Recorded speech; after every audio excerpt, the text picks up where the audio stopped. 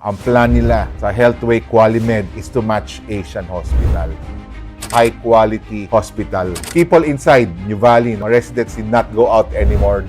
Meron doon grocery, meron doon drugstore, and everything else. Beside it, there will be the shop. Exciting developments. So the redevelopment of Solinad Mall. It will be bigger than Glorieta.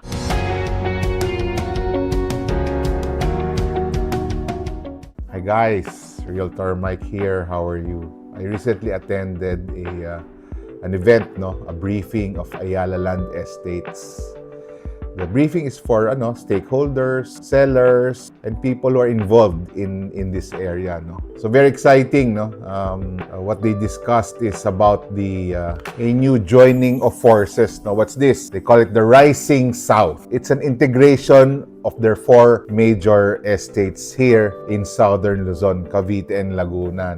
So of course, the leader of the pack is New Valley, and then Era in Carmona, tapos yung Southmont in Silang, Cavite, and then Broadfield in Biñan, Laguna. Altogether, it's about 4,500 hectares of residential, commercial, may CBD, industrial. So, kino-combine nila yung apat na estates na yon to have a more forceful impact. As it is individually, especially at New Valley, may impact na with the Calabarzon area. They discussed the contribution of the Calabarzon or Southern Luzon area to the GDP of the country. They also showed the number of workforce, and generally the independent data showed that yung South talaga is a place to be for the next 10, 20, 30 years. So I have a client who works an investment banker who has access to the data of international companies. Ang main conclusion niya is anything Metro Manila until Batangas Port, jackpot daw yan. I mean, meaning the growth is there. The growth has been there and the growth will be there. Kaya thus yung sa Ayala, kinumbine nga niya yung area na yon. They call it the Rising South. Yun yung battle cry nila. Exciting updates, specifically in the New Valley area. Yung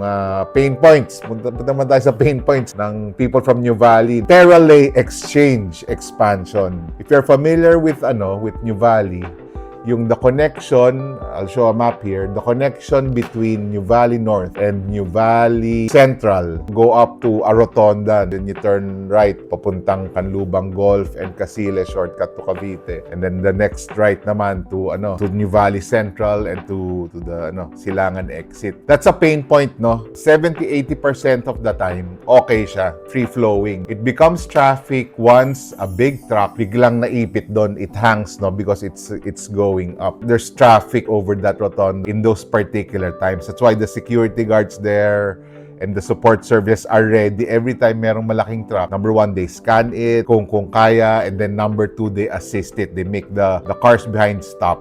So that's a pain point for the residents here and those who pass through that. The great news is that they will have an interchange in that area.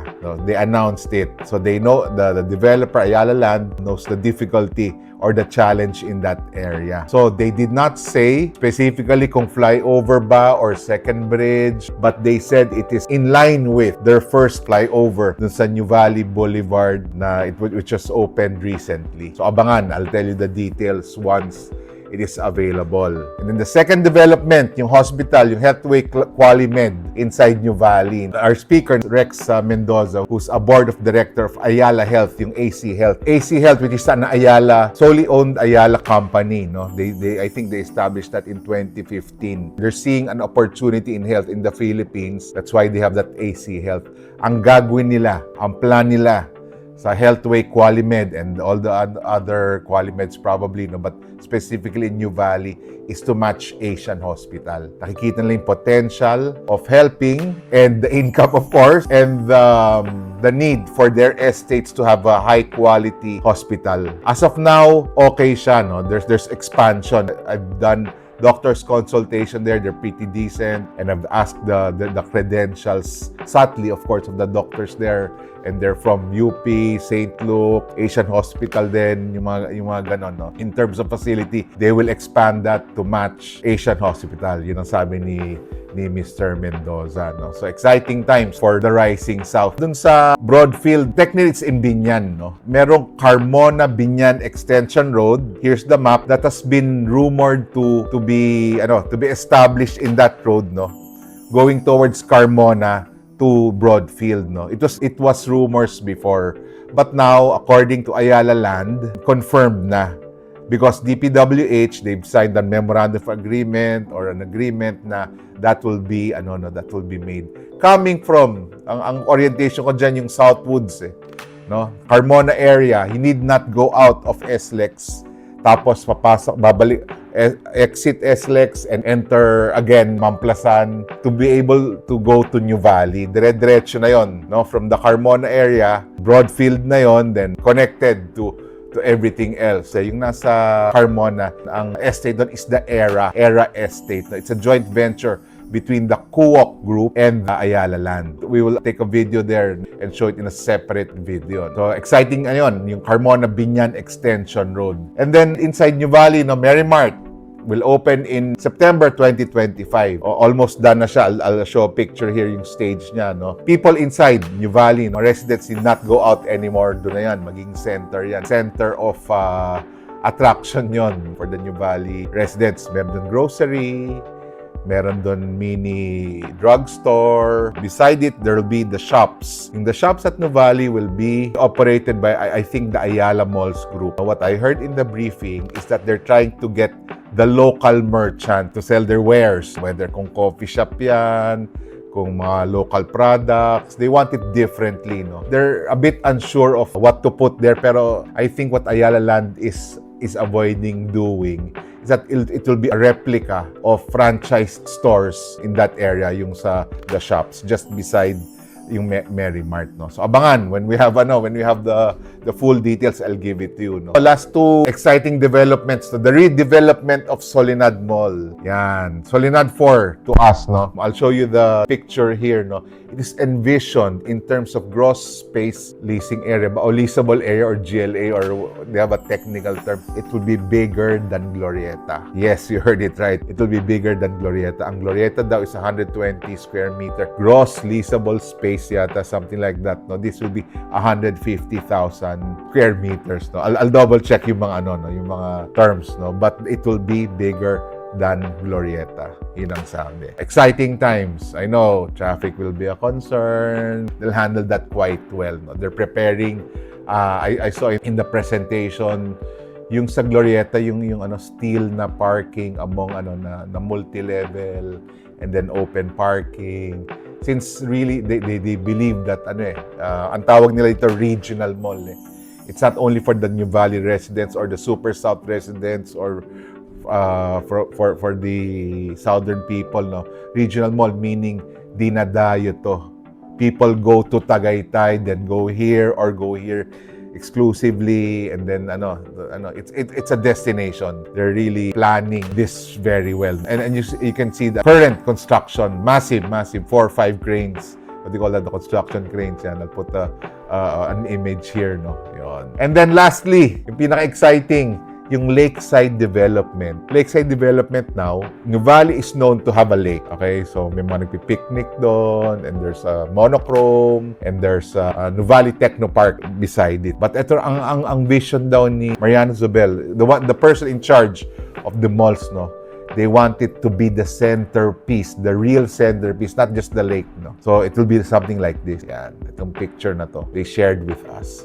Exciting, no? So, beautiful lights around, some coffee shops or some open-air things. Pero ito lang yung picture, no? But I'm sure with what we've seen in the middle of Glorieta, the middle of a green belt, they will not do it haphazardly. So, since I believe that etong Rising South nila, maging centerpiece nila, no? Because of course, Makati is Makati, BGC is BGC. They want their next to be the Rising South, no? They want to even surpass what they've done in Makati and BGC, no? Just to conclude, more than these developments, what I want to share with you, the what is happening in New Valley, no? Yung mga quiet improvements which are the backbone of the long-term sustainability, long-term appreciation of value. Those are the power necessity, no? They're laying down power lines, yung water lines, they're improving. You can see it all around there. They're expanding the roads. And more importantly, no, it's very exciting for me is the sidewalks. I-interconnect na nila lahat yan. You'll see the big sidewalk dun sa New Valley North, where the malls are, where the CBD is, where Abreu and Santiera, where they are, no? And then, yung sa New Valley Central, no? Yung mga tabi ng villages. And even New Valley South, where I live in Benare, no? Yung mga side there will interconnect that, no? So yun, those are exciting things, no? Plus the internet. 5G is coming. Tapos yung mga sewer lines ini-improve. Yung long-term to minimize the future problems. And one thing na wala sa notes ko to, no? Along New Valley Boulevard, they're adding more trees. I'll take a picture here, no? Ito. Hindi siya artificial trees. There are normal trees, pero yung binibili sa farm, then they stick it there. Hindi na sila nag-start from the seedling, no? I forgot the please comment below kung ano yung term na yun, no? Along New Valley Boulevard yon. I am envisioning, and I'm sure they're envisioning something like McKinley Boulevard, Forbes and Dasman, Nara trees ba, or mahogany trees, hugging the main road. Yun. It's going to be beautiful, no? So, yun lang. Just excited and bullish, really ecstatic with what's happening after hearing all the plans of Ayala Land in with the Rising South, with New Valley, Era, Southmont, and Broadfield, no. Appeal lang to New Valley, no. They've started a shuttle service dun sa New Valley North. So paikot-ikot na yun. I think it's an electric vehicle, eh.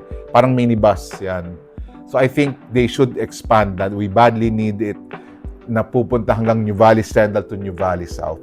Right now, there's a van, there's a shuttle, no? Several vans doing that for every hour. But I think what you've started in New Valley North, I'll put a picture here of the bus, should be expanded, like deploy 10 buses na ikot lang ng ikot yon, for a fee, of course, for a minimal fee. So that people can freely move around without taking their cars by using that vehicle. Yun lang. Just wanted to share with you that this developer named Ayala Land is not just selling, then goodbye. So may long term sila. May long term because they really take care of their name, no. By the way, I'm not an employee of Ayala Land. No? I'm accredited with Ayala Land. I do mostly Ayala Land, but I am accredited with the other developers also. Yun lang. I just wanted to share that update with you. Again, this Realtor Mike, please consider subscribing. If you have any comments, I'd like to have a healthy discussion below. Thank you again for the privilege of your time, and God bless. Bye.